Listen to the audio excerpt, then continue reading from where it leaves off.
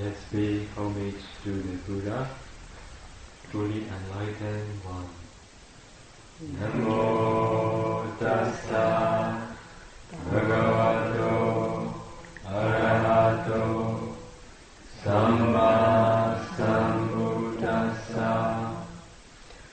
Namo Tassa Bhagavato Arahato Samma Sambuddhassa. Namo Tassa Bhagavato Arahato Samma Sambuddhassa. Every day in our country and other countries where they believe on Buddha, Dhamma and Sangha,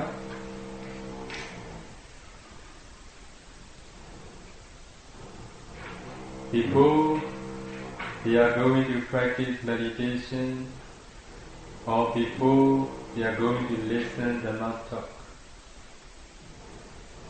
they take refuge in the triple jhana first.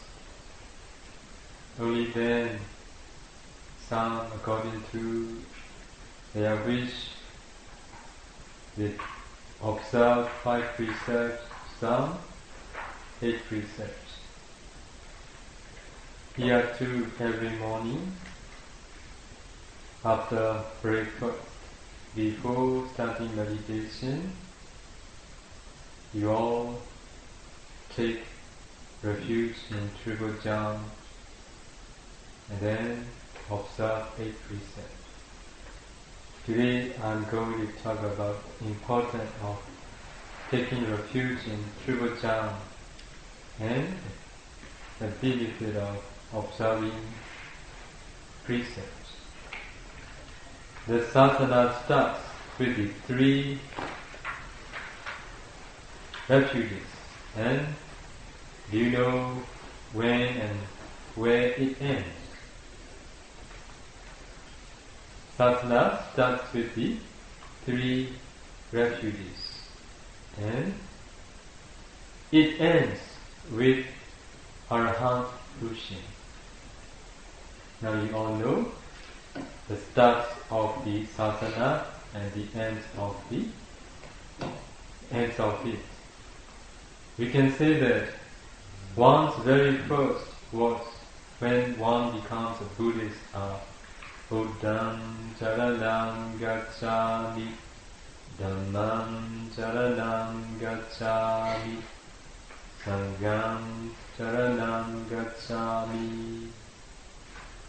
Only after this undertaking does a person vow to take the 5 precepts. If that is so, which is the more exalted of the 2? The 3 refuges or the 5 precepts? 3 refuges, just triple jhana. We would have to say that the 3 refuges are the most supreme.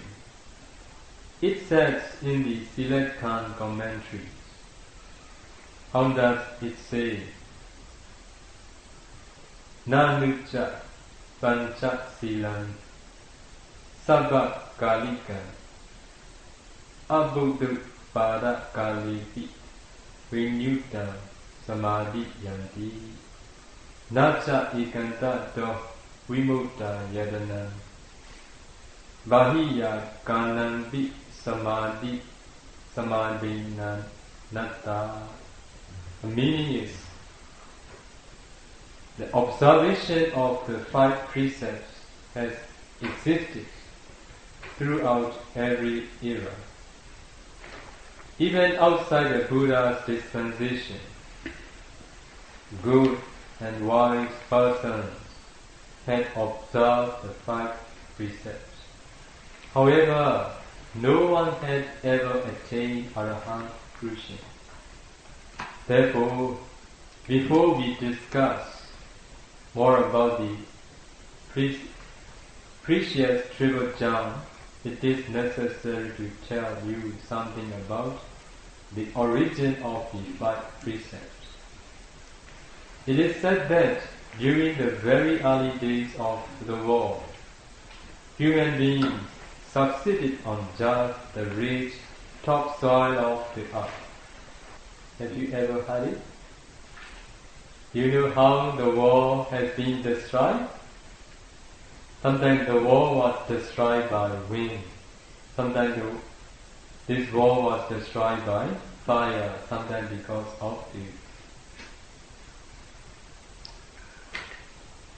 sun, fire, wind and water.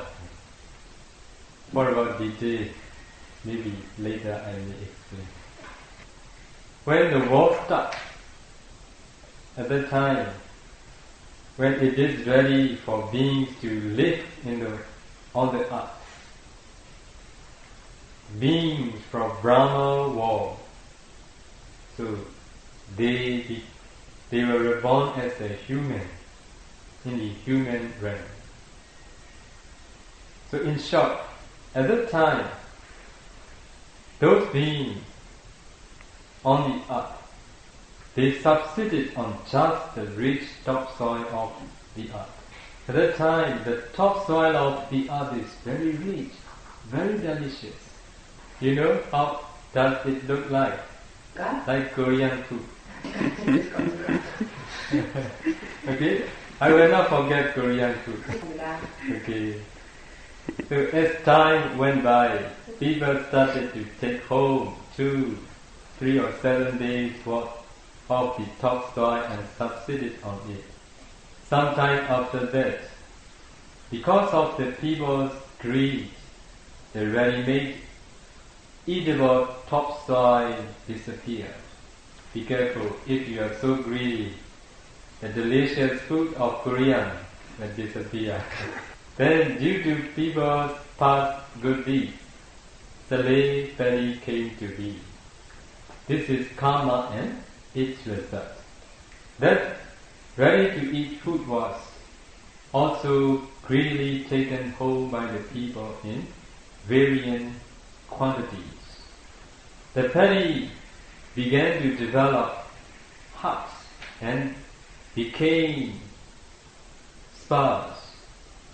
Before, the paddy has no hut. When they become greedy, so the paddy began to develop, so the people decided to elect a leader. They appointed a person with morality and integrity to manage and to oversee the cultivation and production of paddy. Whom did they appoint? A person with morality and integrity, not other than bodhisattva. So paddy cultivation was carried out on the plots of land designated by the manager bodhisattva. At that time, the lazy people did not do any work. Instead, they would steal the paddy that had been harvested, the other diligent people, and live on that. What did they do? They steal. So the act of stealing came to be. So when humans start living in the world, they are very virtuous. Now, because of stealing, the act of stealing came to be. That was the first of the 5 precepts. When the thefts occurred too frequently, the people would catch the thieves and bring them to the manager. When the bodhisattva investigated the cases, the thieves would deny the accusations, and so the fact of lying, speaking falsely, came to be. This was the precept of musawada, telling lies. When the thief lied like that, the owner would get angry and beat the liars to death. So appeared the karma of panadipada, the third of the 5 precepts. Killing. people would then get intoxicated on alcoholic drinks, which would put them off their right minds and lead them to commit acts of sexual misconduct. Now you know the origin of the 5 precepts. A bodhisattva therefore laid down the rules to abstain from. So our bodhisattva laid down the rules to abstain from stealing, taking what does not belong to one, and abstain from telling falsehood, making false statements, killing beings, taking the life of living beings, taking intoxicants, taking alcoholic beverages and narcotic drugs, and any sexual misconduct. These 5 precepts are observed by the good and the wise even before the appearance of a Buddha. However, there was no one who ever attained arahantship before that. It was only after the appearance of the Blessed One that the refuge under the Buddha, the refuge under the Dhamma, and the refuge under the Sangha came to be. It was only after the summons delivered by the Buddha had been heard and practiced accordingly that anyone attained arahant fruition. Now, in order to develop morality, sila, there are 3 ways in which the 5 precepts are observed. So they are, number 1, sampatta virati sila. It means the kind of sila that is developed only when one encounters the occasion to observe it. This kind is the impermanent kind. Second one, samadhana virati sila. It means sila that has been developed intentionally with faith, but which is still impermanent. Number 3, samocheda sila, the remainderless Ariya sila, eradicated by path fruition. The permanent kind which is never broken even throughout the round of births, and even up to the teaching, even up to reaching the state of Nibbana. This is a sila, that which is observed, even if it means giving up one's life. Now you heard 3 ways in which 5 precepts are observed. You observe your precepts. Where does it include?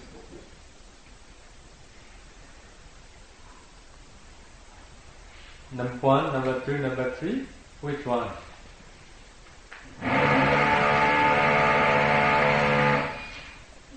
Sometimes the second. Okay, now you are observing your 8 precepts with faith. Number 1 is sometimes many or some people, they don't observe precepts, but when they encounter something to commit, at that time they don't commit that precepts. So at that time they observe the first one. The third one, samocheda sila, it is only when someone attains sotapanna. So at that time his sila becomes very stable. So it will not be broken in any condition. It is permanent kind of sila which is never broken even throughout the round of rebirths, and even up to reaching the state of Nibbana, and that which is observed even if it means giving up one's life. Don't you want to be such person? So you must try. Morality in a person is considered to be replete and pure if the precepts have not been broken by himself. So a person is considered to be complete and pure if he has not let others break them, and he does not find delight when others break them, and he is fully satisfied with himself for having truly and successfully observed them, who is considered to be complete and pure in morality. I will repeat again. The precepts have not been broken by himself, number one. Number two, he has not let others break them. Number three, he does not find delight when others break them. Number four, he is fully satisfied with himself for having truly and successfully observed them. If even a single one of the above mentioned four conditions is not in compliance, then that person's morality cannot be in any way considered replete or pure. The person replete and pure sila is called sila wanta pukala, and a person without pure sila is called dosa sila pukala. Dosa sila pukala. Please listen again. The person replete in pure sila is called sila wanta pukala. Tana asipsiyo sila wanta pukala. Sila wanta pukala. Another one, without pure sila is called dosa sila pukala. Dosa sila pukala. The benefits of developing sila by observing the precepts are: one, being able to acquire worldly riches due to being always mindful. Second benefit of developing sila, it is having one's good reputation spread far and near. The third benefit, it is being able to socialize with confidence and dignity in any society or any walk of life. The fourth benefit, it is being able to face death without any bewilderment. The fifth benefit of developing sila, it is being reborn in the pleasant realms after death. So I will repeat the benefit of developing sila. Number one is being able to acquire worldly positions due to being always mindful. Number two, having one's good reputation spread far and near. Number three, being able to socialize with confidence and dignity in any society or in any walk of life. Number four, being able to face death without any bewilderment. Number five, being reborn in the pleasant realms after death. So now, please see. Number one, to acquire worldly positions. Number two, to have one's good reputation spread far and near. Number three, to be able to socialize with confidence and dignity in any society or any walk of life. Number four, to be able to face death without any bewilderment, and to be able to reborn in the pleasant realms after death. It is to observe 5 precepts. So, some other possible benefits are being endowed with good looks, being held in high esteem by everyone, and being the recipient of gifts and goodwill from many. The precept of sustaining from pain is considered broken if it is a creature or any living being the act has been done knowing that it is a creature or living being. Number 3, it has been committed with volition. Number 4, it dies from the act of killing. When is the precept of abstaining from killing considered broken? Number 1, if it is a creature or any living being. Number 2, the act has been done knowing that it is a creature or living being. Number 3, if it has been committed with volition. Number 4, if it dies from that act of killing.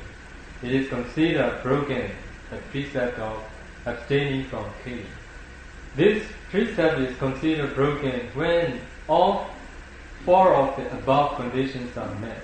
If even only one of the above is found to be inapplicable, then the precept remains unbroken. In which case, it may not lead to the woeful realms.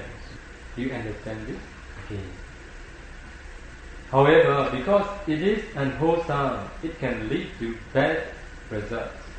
The results of consequences and their degree of severity of breaking the precept concerning killing depends on several factors, such as the size of the being that was killed. Number 1, the size of being that was killed. Second factor, the amount of effort that was made in the killing. Number 3, third factor, the intention of the act. The status in terms of sila, samadhi and panya that the victim had attained. We will decide the degree of severity of breaking the precept. Depends on what I have told all of you. For example, the killing of an elephant is more evil than the killing of an ant. That of an immoral human being more evil than that of an animal. That of a moral person more evil than that of an immoral person. That of a moral bhikkhu more than that of a moral person. And so on progressively, worse and worse. As mentioned earlier, the act of killing another being will land the killer in the woeful realm. Whoever the killer land in the 4 woeful realms. Even if he escapes from these realms, his unwholesome karma will follow him in all his subsequent lives, thus giving him the possible following unwholesome results. What are the results that follow him? It is very interesting. So Buddha enlightened us. You must write down one by one. In your life you can reflect, and if you see someone, you can reflect, checking with this, comparing to this teaching. Number 1, the result of killing. Number 1, deformed body. If you see someone with deformed body, you can understand. Number 2, dull and dismal complexion. Number 3, frail and weak physical strength. Number 4, lacking in agility. Number 5, fearful of harm. Number 6, likelihood of committing suicide or getting killed by others. Is it easy to commit suicide oneself? Very difficult. So it is because of the results of killing. Number 7, being disease-ridden. Number 8, lacking in friends or companions. Number 9, being bullied or tortured by others. We see some are tortured by others. We may feel pity. We may feel pity on those persons.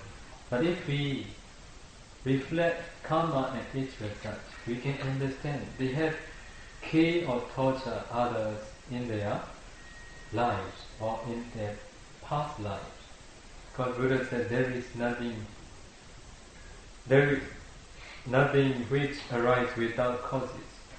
Nothing can happen without their causes. There is nothing in the world which falls outside the cause and effect relation. That's why if we are tortured, or if someone is tortured, at that time we should understand there is cause and effect relation. You know, every early morning I come here to give 8 precepts for all of you. When I came out to near the stair, near the new building, every morning I got the bad smell. I can't avoid every morning. It is because of my bad karma. My bad karma.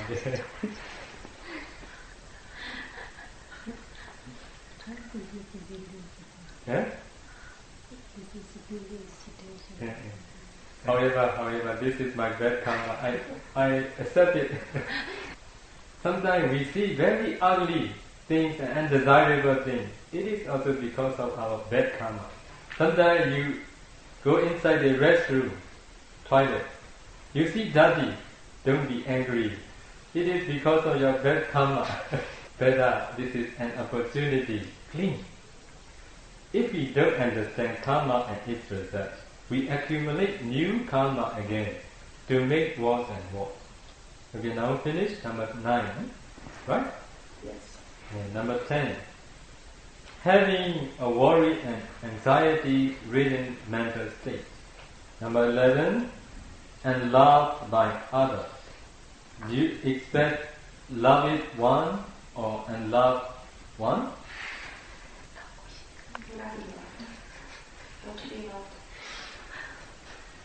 Maybe you expect loved one. As for me, I don't expect and love both. Better having no body who and who love it is better. True? Important. If there is loved one, so we will suffer. If there is unloved one, also we suffer. If there is nobody, it is better. Okay? Number 12. Being disaster-prone. How wonderful the teaching of the Buddha. Now you see, being disaster-prone, it is because of the result of killing. In Myanmar now very strong hit. Myanmar. Now China, very worse earthquake. Make people die a lot in Myanmar too. So this is because of this. Number 13, being separated from loved one. So I see in the internet, China earthquake news. Parents mourn near the dead body of their son or daughter. Mother mourn, cry, lament, despair near their relatives. So this is because being separated from loved ones, because they have accumulated such karma in their past. Number 14, being full of inelegance. Number 15, being short-lived. And other such misfortunes and unpleasantness. On the other hand, observance of and upholding the precept of abstaining from killing any being can result in the opposite of those mentioned immediately above. So the result of abstaining from killing, it is the opposite of what I have explained all of you. So you can think about it in opposite. Now finish about the killing. The second one, stealing. The precept of abstaining from stealing is considered broken if the article or the item taken belongs to someone else without the owner's consent. Number 2, the item or article is considered someone else. Number 3, the volition to steal was present during the act of stealing. Number 4, the effort had been made to. Number 5, the act of stealing was successful due to that effort. You all get it? This precept is considered broken when all five of the above conditions are met. If even only one of the above is found to be inapplicable, then the precept remains unbroken, in which case it will not lead to the full woeful remedy. However, because it is unwholesome, it can lead to the bad effects mentioned below. I will repeat again. However, because it is unwholesome, it can lead to the bad effects, results mentioned below. I'm going to tell it. Stealing. If just one of the 5 conditions are not met, if one is not applicable, then the precept is not broken, it says. Yes. So it will not give results in the full range. So, but it will give that result. When we are born as a human. Is it already broken? The second precept. Not broken. This precept is considered broken when all 5 of the above mentions are met. Yeah. If it is not, it will not be broken. But it will give its result, that result. It is because it is unwholesome. All 5 is okay.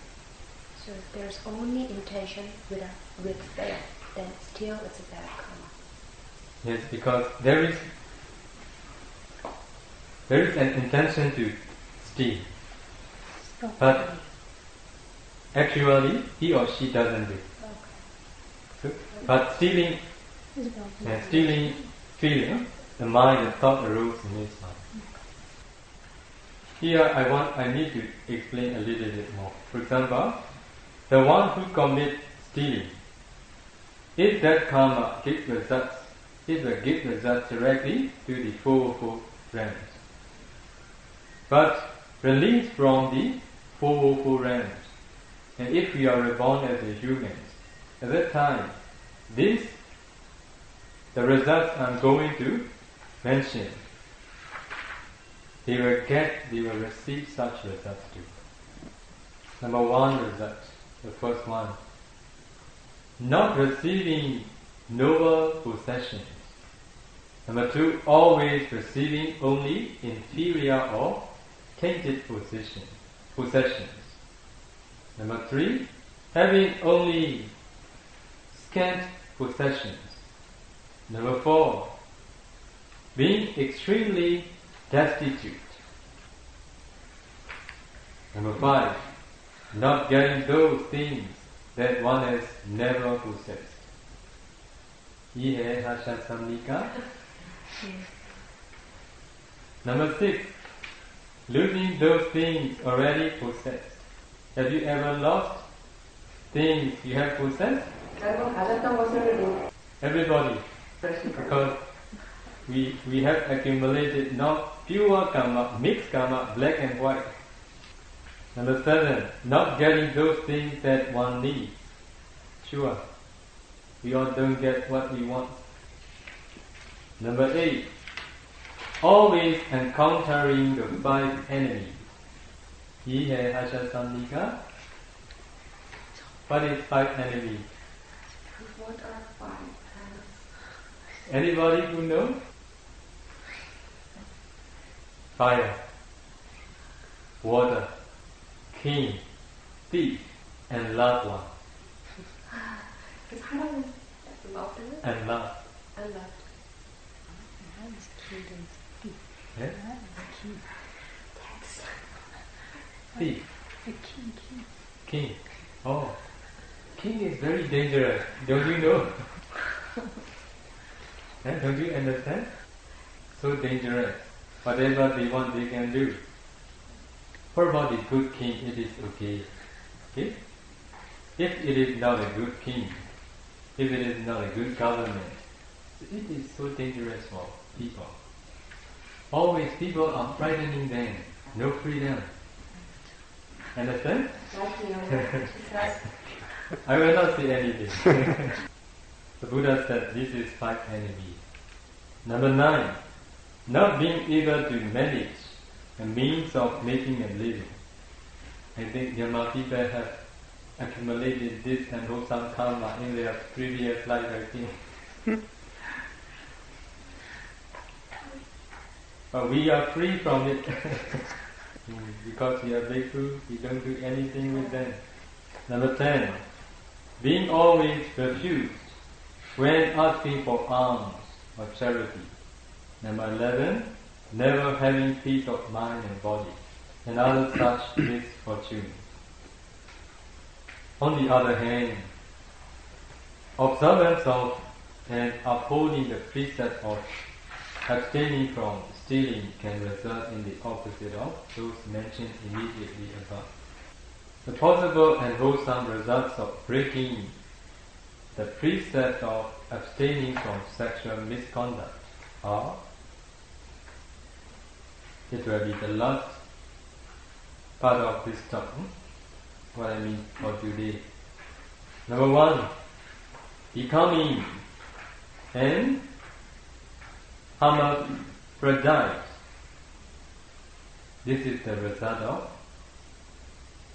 committing sexual misconduct. Ihe Hasha Samika, and look the dictionary if you listen.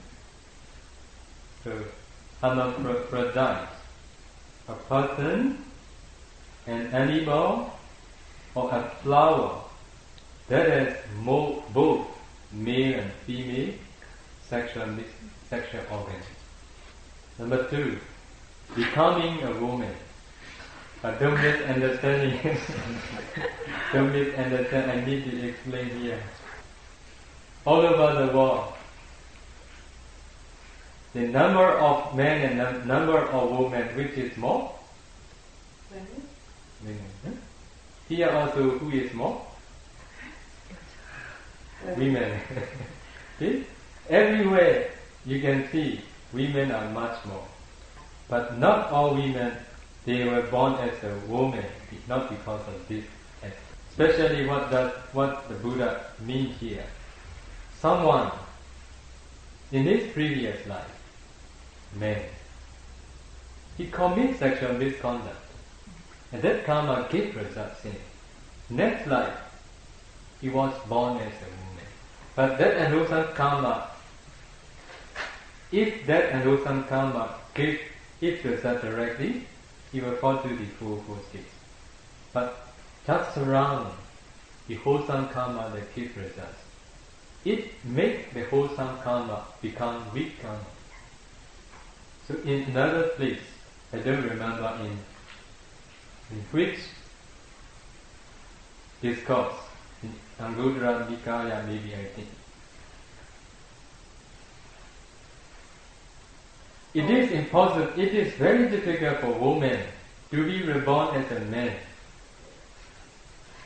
Why do you know? Because attachment to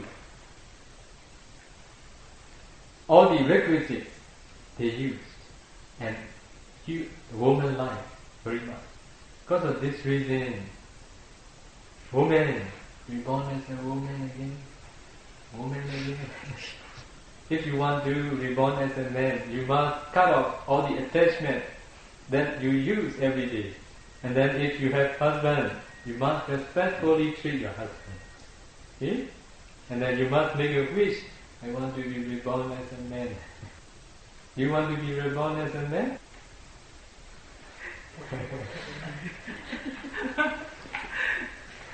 However, men also not good, women also not good. Having no existence is the best. Do you agree? Nothing is good. So number 3. Even if becoming a man, one that is of an immoral character, Asha Sandika? Okay, number 4. Being of deformed physical features. Number 5. Having many people despising one. So in your surrounding, you may notice someone who was disliked by many. Whatever they do, people dislike. Even they do good things, also people can't accept them. So it is what we understand mostly because of this act. Number 6, having many enemies. I believe you have no much enemy. Have you many enemies? Number 7, being always afraid of things. Number 8, always lacking in material wealth. Number 9, always prone to being humiliated and put to disgrace. Never being able to earn the trust of anyone. Number 11, being of a very irascible nature. Number 12, being parted from the loved ones. Number 13, being miserable in body and mind. Number 4, having a short-lived existence. Number 14, and other such misfortunes in every subsequent existence. However, observance of and upholding the precept of abstaining from sexual misconduct can result in the opposite of those mentioned immediately above. I think your interest. However, today I think it is enough for today. Let's stop here. Sadhu, sadhu, sadhu. Any questions? Yes. Regarding killing, what about the self-defense and killing during military service? Killing is killing. Is it okay? Yes, it is also killing. It is also killing. Another question is tax fraud. Nowadays, in Korea or in the States, tax fraud in terms of magnitude is much larger than stealing of property and money. What's your view on tax fraud? Tax Fraud. Tax evasion. tax Evasion. Those who hide tax from the government and who's not paying it to the government. It is also stealing. That's stealing, right? Stealing. Any questions? She's wondering if you give her a Dharma name. Dharma name. No. She asked me to say the Dharma name. She wanted about Dhamma name. Dharma name. She wanted. You want your name? Yes, yes.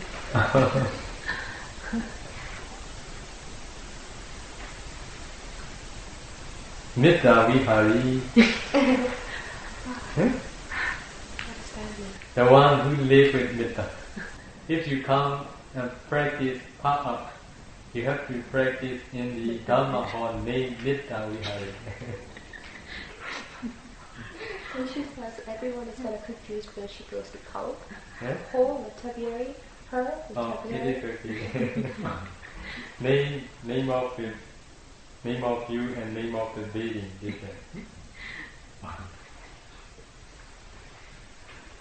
Okay, no questions.